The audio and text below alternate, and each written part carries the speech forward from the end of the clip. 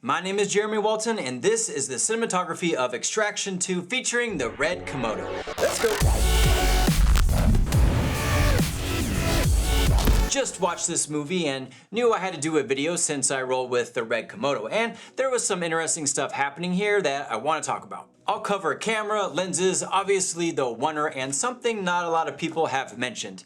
I'll leave that until the end. Not a lot of info to go on. I hope in the next few weeks some more articles pop up, and if they do, feel free to mention them in the comments. The film I'm talking about is Extraction 2, directed by San Hargrave and cinematography by Greg Baldi. If you haven't seen the first one, I suggest watching it if you're going to watch the sequel, but hey, do what you want. First, let's talk about the cameras used. Yes, cameras. The bulk of this movie was shot on the Alexa Mini LF, which isn't a big surprise. This camera is used in a lot of productions, and if you want to get your hands on it, you'll be spending $60,000 or more for this camera. On the other hand, they did use one more camera. It's a camera I own, and that's the RED Komodo. A great camera, and it would only set you back $6,000 plus accessories. It's a guess, but the image quality, form factor, and global shutter, based on what they were going to use the camera for, probably played a role in choosing the Komodo. So, you have a $60,000 camera and a $6,000 camera teaming up. Interesting. I'll get to that in a bit. As for lenses, and this is why I really wish they had more information available, it would be nice to know why the filmmakers chose specific lenses, but all I know is what they used, and that was Zeiss Supreme Primes and compact zooms. A very popular choice, so you can't blame them for going with Zeiss. I just went to IMDb Pro, and under details you can see the list of equipment.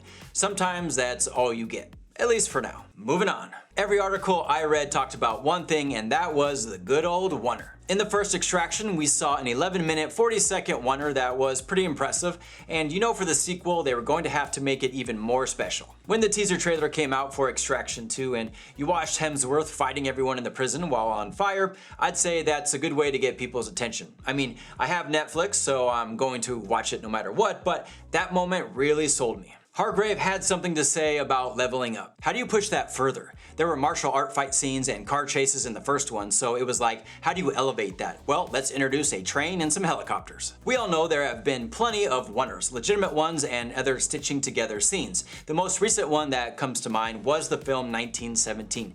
But even though there was action, it played out as a movie. Putting it simple, you had the highs, lows, dialogue, and all of it was part of the Oner. You also had Birdman, which was a completely different kind of movie, hiding cuts as well, but also playing out as a movie with a ton of dialogue. For Extraction 2, this Oner was a 21-minute, 7-second, they made it a point to get the exact time, intense, all-out action scene. The filmmakers really went for it, which even though we have seen similar techniques in storytelling, I think each one has its own uniqueness. The film Oldboy was also referenced, and if you haven't seen the original, I highly recommend watching it. I can't tell you how many times as a filmmaker this film has come up in discussions. We have an action-packed Oner, but again, it does its own thing. Go watch it and see what everyone's talking about. Now for Extraction 2, they had to stitch all these sequences together. If you watch the movie, you might be able to spot some of the stitches, but they were jumping around so much between locations it couldn't have been shot all in one take. On the first movie, we averaged between 3 and 5 stitches or pieces that we put together per day. And with this one, it was like twice as long, so we did have a little bit longer to shoot. I think all in, with the train, the car chase, the prison, I think we had 27 days. These hidden edits or stitches is a clever way to make the audience think it's all done in one shot. Hargrave mentioned creating these shots so they could change location without the audience noticing. So we have a $60,000 camera paired up with a $6,000 camera, and now we're talking about the audience not noticing hidden edits. That's also interesting, and I'll talk about both of these things in a minute. Obviously, this Oner took a tremendous amount of time and rehearsal, with over 400 stuntmen and extras. It was challenging to say the least. It was one of the biggest challenges I've ever undertaken, with lots of work going on after hours and during holidays, but we squeezed every ounce out of this so audiences can be fulfilled. It was extremely ambitious, but it's one of the most rewarding things I've ever done in my filmmaking career. Let's not forget the crew. All you're seeing is what's in front of the camera. Behind camera is another beast, especially especially when you need to be able to freely move the camera within the scene. You had the operator, you had the focus puller, you had a guy in there with an eye light and the boom op, and they're all dancing in and around these hundreds of background people trying not to trip and fall, trying not to get in the shot. Basically, it's a tough job for everyone. Let's talk about how they rigged up the Komodo to shoot this sequence. One way is what we call the snorri cam. We've seen these style of shots before, from action to comedy and drama, and they all have their place. For this film, it was used really well and for a good reason. I did find a behind the scenes photo of Mad Max Fury Road, and we can see a similar effect being used. They are shooting a close-up, but when you look at a behind the scenes photo of Extraction 2, that arm is way out there. I'm curious as to why it needed to be that far out based on the shot they used. Hopefully we get more backstory. Oh, and how much weight they needed to counterbalance that arm. During the Oner, you'll also notice how the camera gets in places you think would be difficult, but it really put you smack dab in the middle of the action. That was something Hargrave wanted to achieve. How do we get the camera in place from a perspective where you don't usually see it? This was done with something they called the Magic Scepter. The RED Komodo was on a gimbal, a stabilized head, attached to a carbon fiber pole.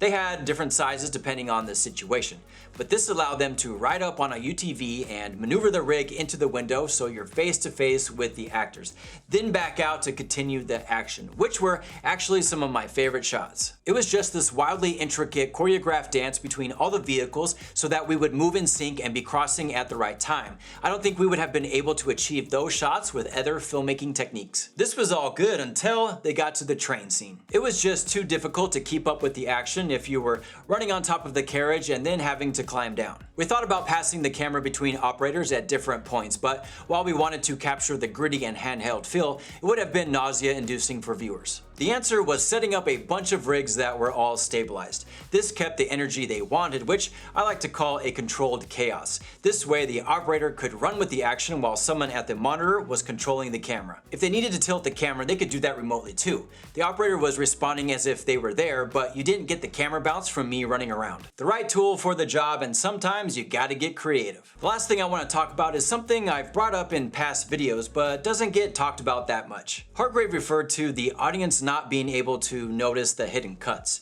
Now, some people, filmmakers, will probably notice, but what I like to say, the majority don't. We have an Alexa Mini LF and a RED Komodo being used together, and the majority of people watching would never notice the difference. Now, don't get ahead of me here. I'm not saying these two cameras at way different price points are the same.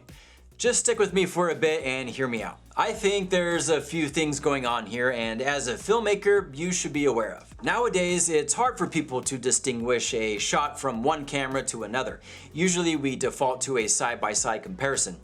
That's not how we watch movies. We might shoot something on, let's look back to the 7D or 5D, and you use the right tool for an insert shot and no one, or I should say the majority of people, never notice. If you're new to filmmaking, this happens all the time. Different cameras are used, different lenses, primes versus zooms, different brands. It's done a lot, so if you're worried about two different lenses matching, I'd be more worried about becoming a better storyteller. I'm not sure films have flopped because they mixed and matched cameras or lenses. Movies flop because the story sucks. I'm a fan of Michael Mann and his film Black Cat, which also starred Hemsworth. At one point he had 4 RED Epics, 2 Phantoms, 2 Canon 5Ds and 1 Canon C300 rolling, and Michael Mann worries more about the energy of the shots, not about if everything is matching. If you want to see a more in-depth version of this topic, go watch my video What Cameras Match RED and ARRI, and I think it'll shine a bigger light on this topic. If you have a massive budget, then yeah, go for it. Use the best of the best. Even if you have a small budget, if a high-end cinema camera is what you need and you have the crew to support it, then go for it. Use the best tool for the job. For Extraction 2, for certain scenes, the best tool for the job was the Komodo. The other thing to note though is those filmmakers have the experience and knowledge to know the pros and cons to the cameras. So when it came to lighting and lenses and post-production, they managed to make everything cohesive. It wasn't point and shoot. So can this camera match that camera?